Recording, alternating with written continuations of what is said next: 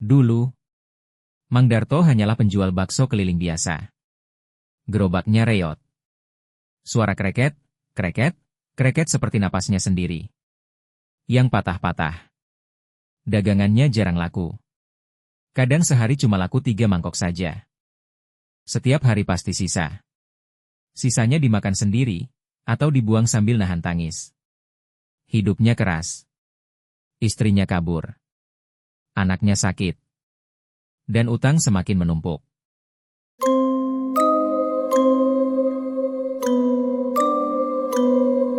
Sampai suatu malam, Mang Darto ngopi sendiri di depan rumah.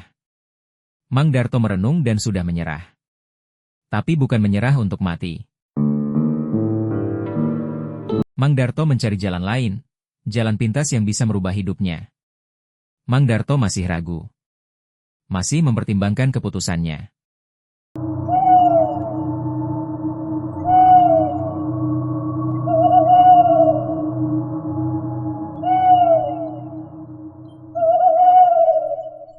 Pada suatu malam, tepatnya malam Jumat Kliwon, Mang Darto dengan keputusannya.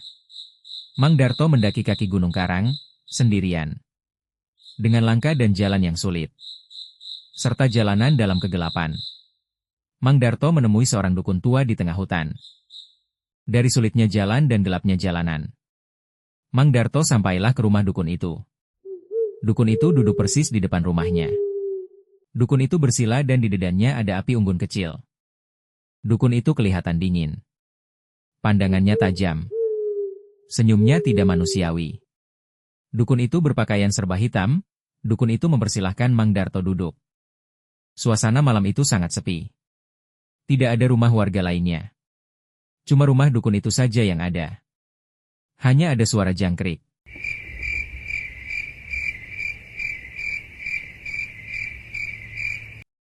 Dan burung hantu.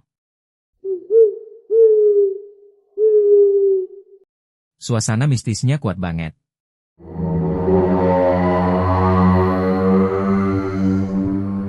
Mang Darto merinding. Mereka berdua duduk bersila di tanah. Mang Darto menceritakan maksud kedatangannya ke dukun itu. Menceritakan masalah pesugihan. Setelah berbincang dukun itu berkata, "Kau ingin laris daganganmu?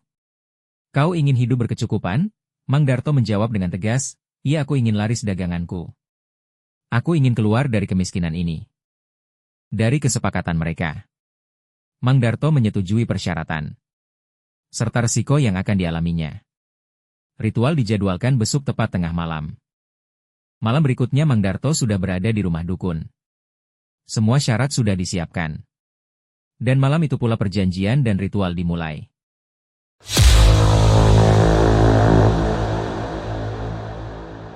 Dari persetujuan dan perjanjian dari Mang Darto, ritual dilaksanakan. Di saat ritual berjalan ada suara aneh.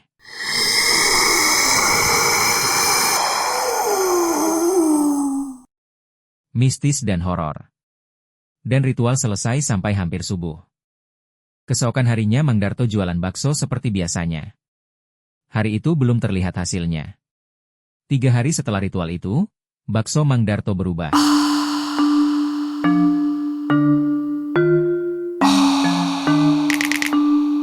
Lumayan banyak pembeli.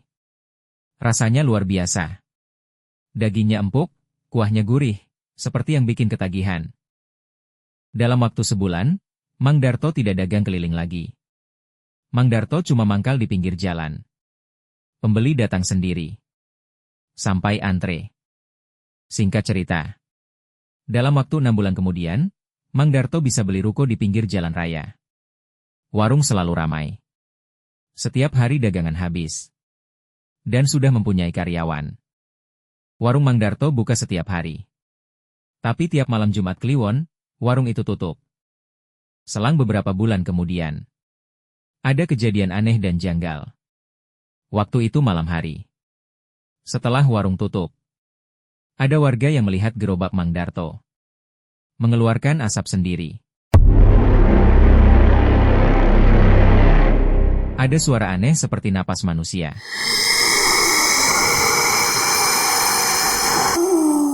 Setelah kejadian itu, selalu saja ada yang celaka. Seorang pelanggan meninggal setelah makan.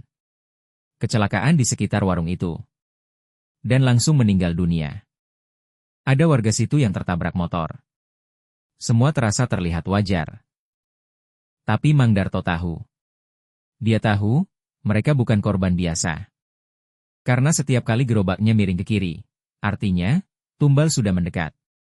Selamat, karyawan baru, mulai curiga. Dia sering melihat Mang Darto berbicara sendiri di depan gerobak tua. Selamat diam-diam merekam. Isi rekaman itu begini. Udah cukup 1 orang aja bulan ini. Jangan lebih nanti banyak yang curiga.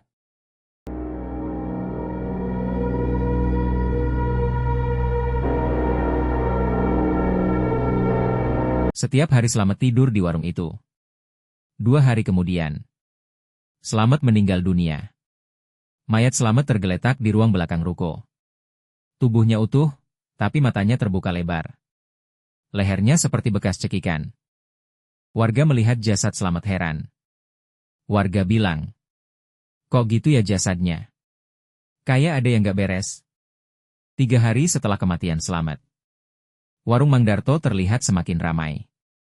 Banyak pengunjungnya. Selang beberapa hari Mang Darto menambah karyawan baru. Karyawan itu bernama Kardi. Kardi orang luar daerah. Mang Darto menyuruh Kardi tidur di ruko saja. Di situ makan dan tidur gratis. Kardi dengan senang hati menerima tawaran Mang Darto. Hari berikutnya, warung semakin ramai. Banyak sekali pengunjungnya. Sampai antri. Mang Darto terlihat senang. Dan karyawan pun juga senang. Setelah 2 minggu tewasnya Selamat, tiap hari semakin banyak pembeli. Mang Darto menambah karyawan lagi. Karyawan itu bernama Gombloh. Sekarang Kardi ada teman kerjanya. Setelah 2 hari bekerja, Mang Darto ngobrol sama Gombloh. Mang Darto menawarkan ke Gombloh untuk menginap di ruko saja. Tapi Gombloh menolak tawaran Mang Darto. Alasan Gombloh menolak tawaran Mang Darto. Mang Darto berkata, ya udah gak apa-apa. Bekerja yang rajin ya. Nanti kalau warung ramai, ada bonus buat kamu dan Kardi. Gombloh terlihat senang. Dan mengucapkan terima kasih kepada Mang Darto. Tidak terasa Kardi bekerja sudah hampir 2 bulan.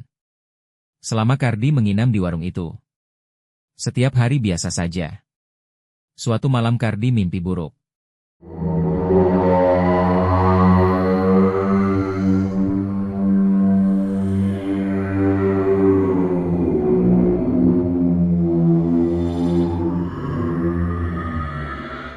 Dalam mimpinya Kardi ketakutan.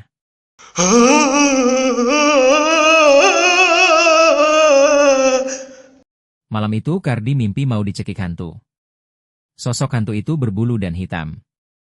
Mata merah menyala.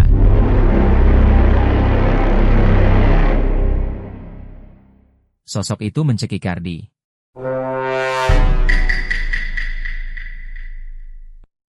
Saat itu pula Kardi terbangun dari tidurnya. Kardi terlihat ketakutan. Kardi cuma duduk di atas tempat tidur dan takut. Kardi mulai cemas dengan mimpinya.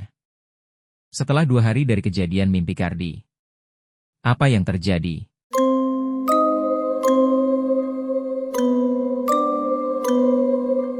Kardi meninggal dunia.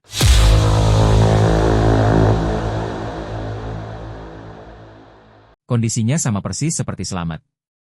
Matanya melotot. Ada cakaran dan cekikan di leher. Mang Darto dan warga panik.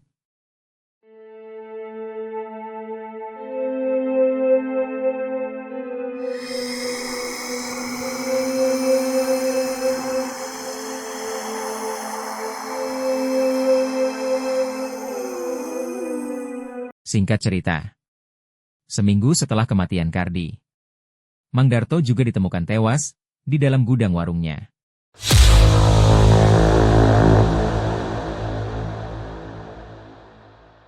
Kondisi jasad Mang Darto. Lehernya ada bekas cakaran dan cekikan. Matanya melotot dan membiru. Anehnya lagi, di samping jenazahnya, gerobak tua itu mengeluarkan asap, seperti baru saja dipakai jualan. Dan tercium bau sedap bakso juga. Padahal hari itu tidak jualan.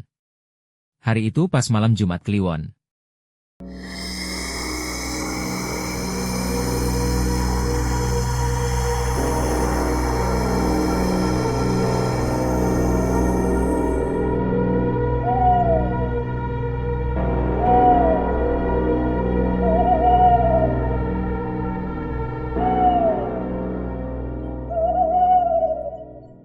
Sejak meninggalnya Mang Darto, warung bakso Mang Darto ditutup.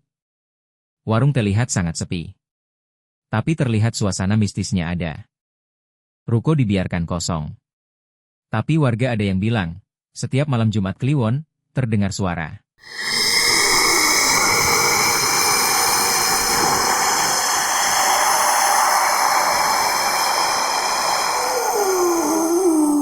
Suara napas itu terdengar dari dalam warung. Dan aroma kuah bakso yang lesat juga tercium sampai ke jalan. Kalau suatu malam kalian mencium bau kuah bakso, tapi tidak ada warung terbuka, jangan cari sumbernya. Karena mungkin kalian yang akan jadi korban selanjutnya. Ini hanyalah cerita fiktif belaka. Jika ada kesamaan cerita, nama karakter maupun tempat, itu suatu kebetulan. Dan bukan bermaksud untuk menceritakan atau mengeksplor.